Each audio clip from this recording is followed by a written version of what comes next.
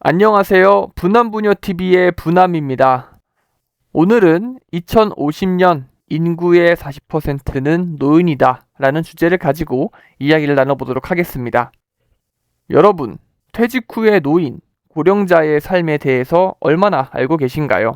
이 노후에 있어, 그리고 노후를 계획하는 데 있어 현재의 상황을 알고 미래에 대해서 예측하는 것은 꼭 필요한 부분이라고 생각합니다.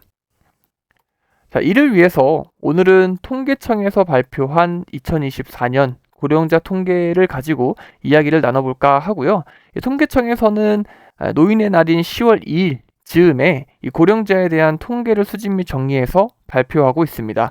오늘은 통계를 보고 노후 그리고 이제 은퇴, 여생에 대한 어떤 계획과 준비를 하시는데 큰 도움이 되셨으면 좋겠다는 마음으로 내용을 준비했습니다. 자, 먼저 인구와 가구 부분입니다. 2024년 기준 65세 이상의 고령 인구는 993만 명, 전체 인구의 약 19%, 한 20% 정도를 차지하고 있습니다. 25년에는 1000만 명을 넘을 거라고 예측을 하고 있고요. 36년에는 30%, 2050년에는 40%가 넘어설 것으로 예측을 하고 있다고 합니다. 이제는 정말로 이 사회가 초고령 사회로 진입하고 있다는 것을 꼭 인지하셨으면 좋을 것 같습니다. 보시는 것처럼 35년에는 약 30%, 좀 더 나아가서 70년이 되면 약 50%, 인구의 절반이 노인, 고령자다 라는 거 알 수 있을 것 같고요. 다음은 고령 인구에 대한 비중을 보도록 하겠습니다. 여자가 남자보다 더 높은 비중을 차지하고 있고요. 이 설명에서 재밌는 부분은 65세부터 74세 사이에 있는 노인의 비중이 75세 이상의 노인의 비율보다 더 많습니다.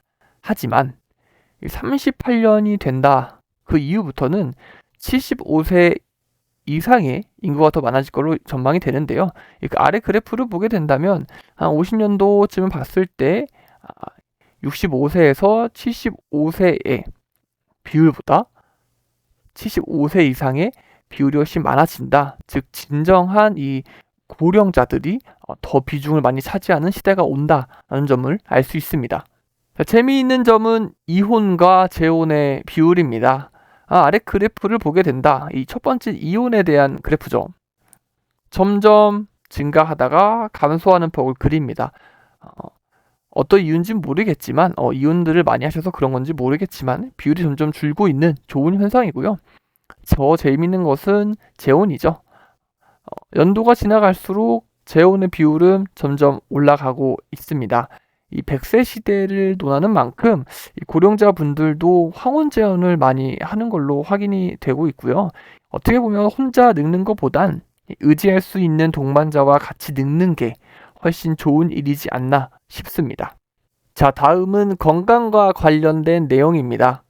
기대 여명, 얼마나 더 살 수 있는가에 대한 내용이고요. 65세의 기대 여명은 20년, 75세의 기대 여명은 12년 정도로 보고 있습니다.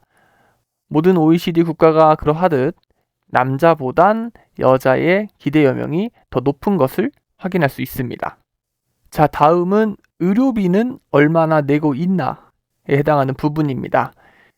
65세 이상 고령자의 1인당 진료비는 연에 약 522만 원입니다. 그 중에서 본인이 직접 부담해야 하는 의료비는 약 123만 원 정도로 측정이 되고 있고요. 보시는 것처럼 연도가 지나면 지나갈수록 이 본인 부담 의료비는 상승하고 있습니다. 또한 본인 부담금의 비중도 점점 높아지고 있는 현실이고요. 제 생각엔 고령자의 인구 상승은 당연한 얘기입니다. 그렇기 때문에 본인 부담금도 지속적으로 증가하는 구조를 분명히 그릴 거라 생각하고요.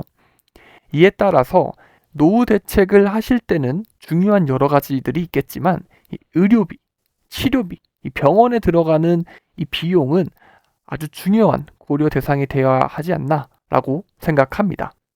자, 다음은 돈에 관련된 이야기를 조금 해보겠습니다. 고령자의 평균 순자산액은 어떻게 될까요? 65세 이상 고령자 가구의 순자산액은 4억 5천만 원으로 전년에 비해 소폭 증가했습니다. 고령자 가구의 경우에는 대한민국 자산 비중이 그러하듯 이 부동산의 비중이 81%로 가장 높았고, 저축은 다른 연령대에 비해서 많이 낮은 형태의 구성비를 가지고 있음을 알 수 있습니다. 고령자 자산에 대한 이야기를 하면 다소 암울한 부분이 있습니다. 바로 이 빈곤이라는 주제에 관한 건데요. 은퇴한 연령의 상대적 빈곤율은 전년 대비 0.4%로 소폭 증가하면서 지속적으로 증가하는 추세를 띠고 있습니다. 이 다른 OECD 국가들과 비교를 했을 때 이 대한민국의 빈곤율, 고령자에 대한 빈곤율이 굉장히 높담을 알 수 있고요. 다양한 원인이 있겠지만 이 노후에 대한 국가적 그리고 또 개인적인 준비가 젊었을 때 다소 부족하지 않은가 하는 사견을 가지고 있습니다. 자, 다음은 연금에 관련된 이야기입니다. 65세 이상 고령자의 90%는 연금을 받고 있습니다. 즉 모든 대상들은 연금을 다 받고 있다라고 생각을 하시면 될 것 같고요. 평균적으로 65만 원의 연금을 받고 있다. 그리고 성 비율을 봤었을 땐 당연히 과거 시대에는 여자보다 남자가 더 많이 일을 했기 때문에 이 남자의 연금 수급 금액이 여자에 비해서 2배 정도 높다라는 것을 알 수 있습니다. 대한민국 일하기를 원하는 나라입니다. 24년 기준 65세가 넘는 고령자의 삶에 진입했을 때 약 57%는 계속해서 일하기를 원한다라고 합니다. 이 장래에 대한 근로를 얼마나 원하는가를 비율을 보게 되면 과거에 비해서 점점 그 비율이 증가하고, 사실 현재는 이 65세를 넘어서 70세, 75세까지는 일을 해야 하지 않냐라는 게 주 의견이기도 합니다. 일을 계속 원하는 이유, 취업을 원하는 이유, 가장 큰 이유는 금전적 문제, 이 생활비에 대한 보탐이고, 두 번째 이유는 무료한 삶보다 남은 20년, 30년을 살아가는 데 있어 좀 더 즐겁게 일을 하면서 살고 싶다라는 게 두 번째 이유로 보여집니다. 고령 사회에 들면서 노인에 대한 고용률도 실질적으로 증가하고 있고, 이들의 경제 활동도 증가하고 있습니다. 우리나라도 일본처럼 노인에 대한 고용, 일자리에 대한 부분이 확대되고 또 제도적으로 적극적인 지원이 있어야 하지 않을까 생각합니다. 그 외적으로 생활에 관련된 재밌는 통계들을 보면요, 세대가 변했다는 걸 느낄 수 있습니다. 이 고령자의 74%는 인터넷을 사용하고 있습니다. 젊게 사신다라고 볼 수도 있고요. 또 노인들도 어떤 자료와 정보를 획득하고 또 다른 친구분들과 이 커뮤니케이션을, 그런 활동들을 위한 이 필수제로서 인터넷은 우리 사회에 자리를 잡았다라고 생각할 수 있을 것 같습니다.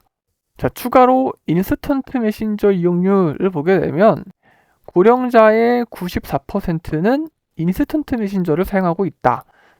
인스턴트 메신저, 쉽게 말씀드리면 카카오톡을 말합니다. 즉 고령자의 대부분은 카카오톡을 하고 있고, 주 이유는 어떤 대화를 하거나 잘 찍으시는 사진이나 동영상을 공유하기 위해서 카카오톡을 쓰고 있다, 이렇게 생각하시면 좋을 것 같고요. 이 노인들, 즉 고령자들도 어떤 인터넷과 이런 핸드폰에 대해서 굉장히 접근성이 가까워졌다라고 생각하시면 될 것 같습니다. 자, 오늘은 통계청에서 발표한 고령자의 통계를 가지고 이야기를 해보았습니다. 노후에 대한 다양한 이야기가 있죠. 비참한 노후, 노후 준비가 안 돼 있다, 노후 준비를 하지 못한 이 다양한 것들이 존재를 하지만, 그리고 또 이에 대한 걱정과 근심과 고민이 굉장히 많으실 거라고 생각을 합니다.